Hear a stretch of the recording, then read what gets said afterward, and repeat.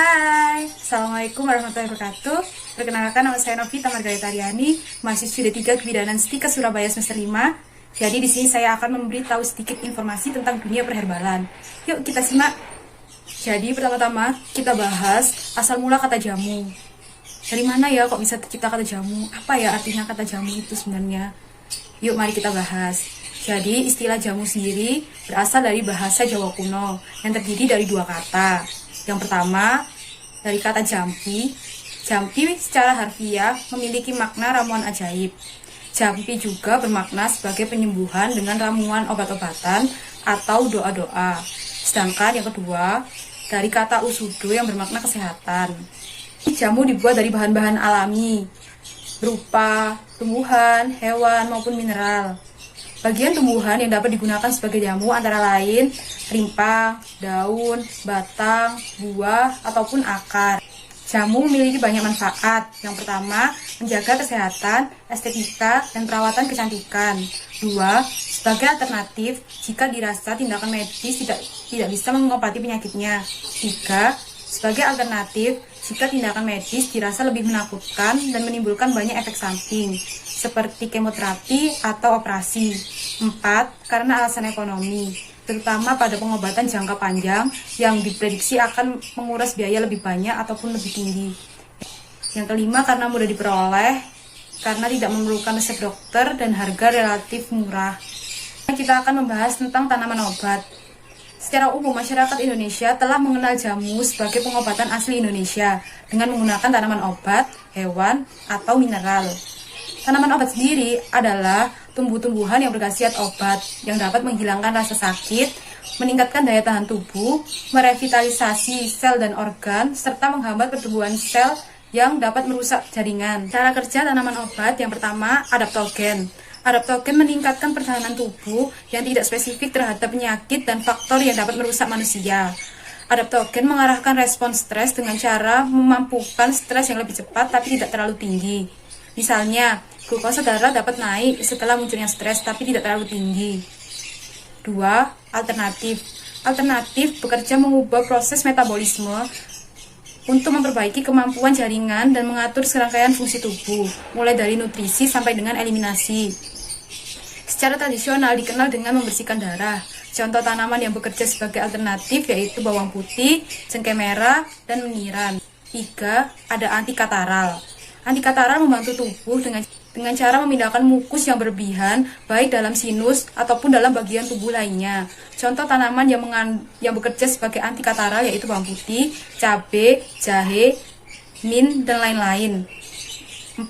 Ada antiinflamasi. Tanaman obat yang 4. Antiinflamasi. Tanaman obat yang dapat membantu tubuh mengatasi inflamasi disebut antiinflamasi. Contoh tanamannya yaitu seledri, jagung, temulawak, dan lain-lain. Yang kelima, ada antimikroba. Tanaman obat yang bersifat sebagai antimikroba akan membantu tubuh melawan mikroorganisme patogen. Contohnya bawang putih, peppermint, cengkeh, kayu putih, dan lain-lain. Keenam, ada antirematik. Ketujuh, ada antispasmodik. Yang terakhir, ke-8, ada astrigen. Kerja astrigen pada tanaman obat disebabkan oleh karena adanya senyawa kompleks tanin dan gelatonin. Contohnya pinang, teh, dan lain sebagainya. Perbedaan cara kerja tanaman obat dengan obat kimia. Yang pertama, tanaman mendukung sel-sel hidup dengan cara memberikan nutrisi tubuh.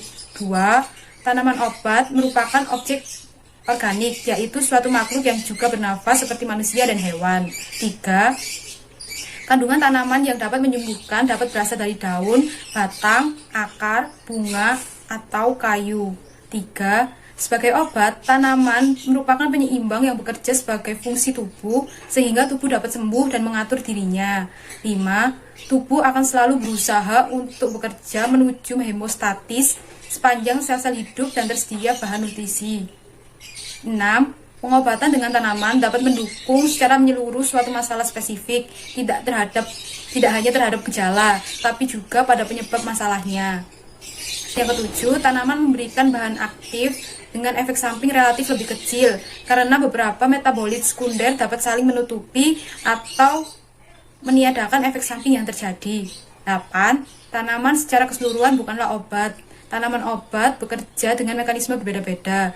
Dasar mekanisme kerjanya adalah nutrien. Dasar mekanisme kerjanya adalah nutrien yang menormalkan, menyeimbangkan, dan mendukung. Ini berarti hasilnya memerlukan waktu, jadi tidak bisa langsung terjadi, jadi butuh jangka yang sedikit panjang. Lalu selanjutnya yang ke-9, kombinasi tanaman obat tidak bersifat adiktif, tetapi merupakan bahan nutrisi yang kuat. 10.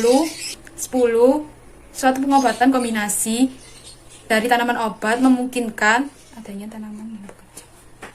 adanya tanaman yang bekerja secara berbeda atau pada tiap tahap yang berbeda. 11. Semua tanaman obat memiliki lebih dari satu manfaat. Dan yang terakhir, yang ke-12, tanaman adalah makanan, memiliki enzim-enzim, dan bekerja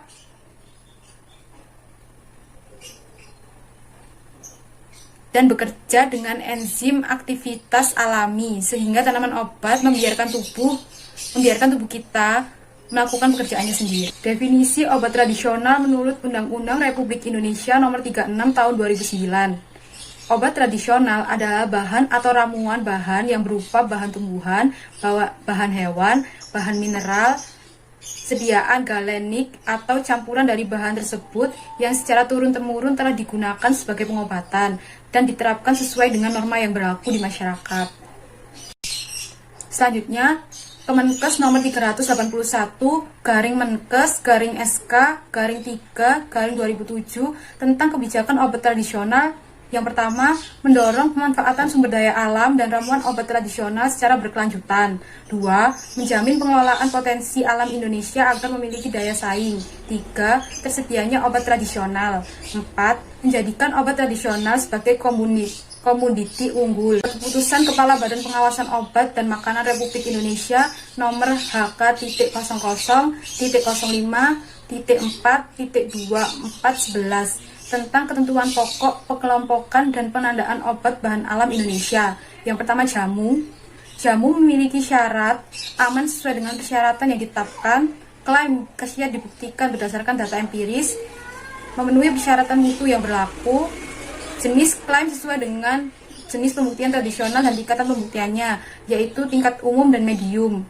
Jenis klaim harus diawali dengan kata-kata secara tradisional digunakan untuk titik-titik atau sesuai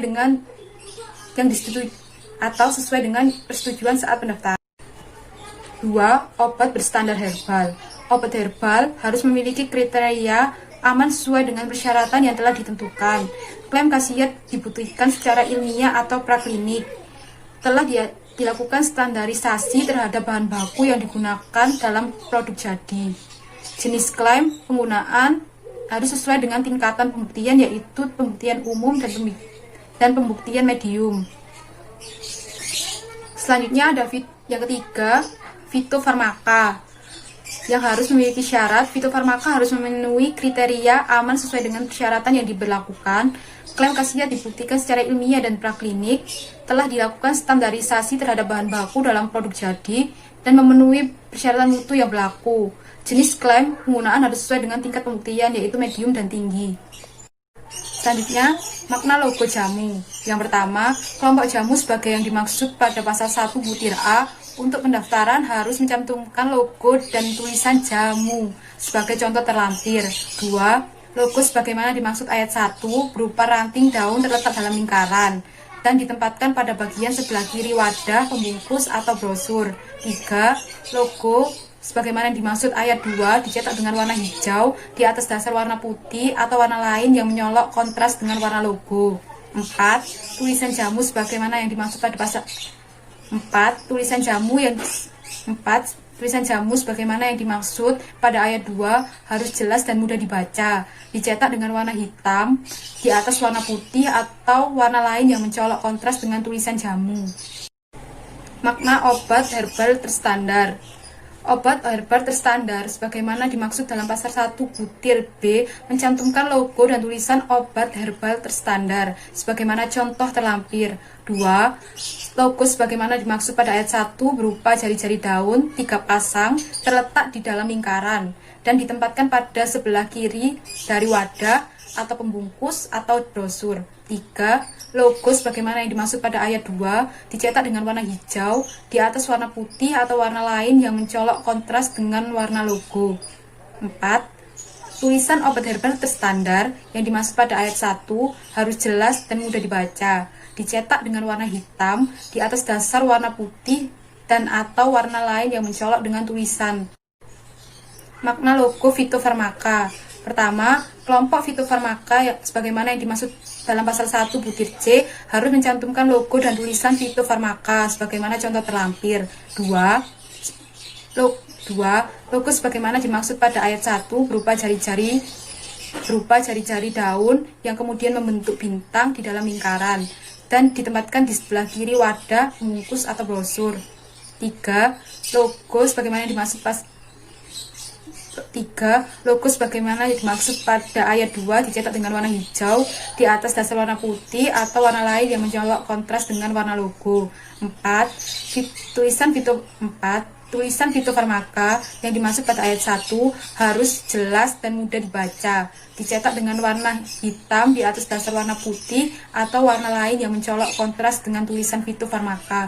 Jadi bisa dilihat seperti gambar di samping, contoh dari jamu, obat herbal terstandar, dan fitofarmaka. Baik, sekian informasi dari saya. Bila ada salah kata mohon dimaafkan.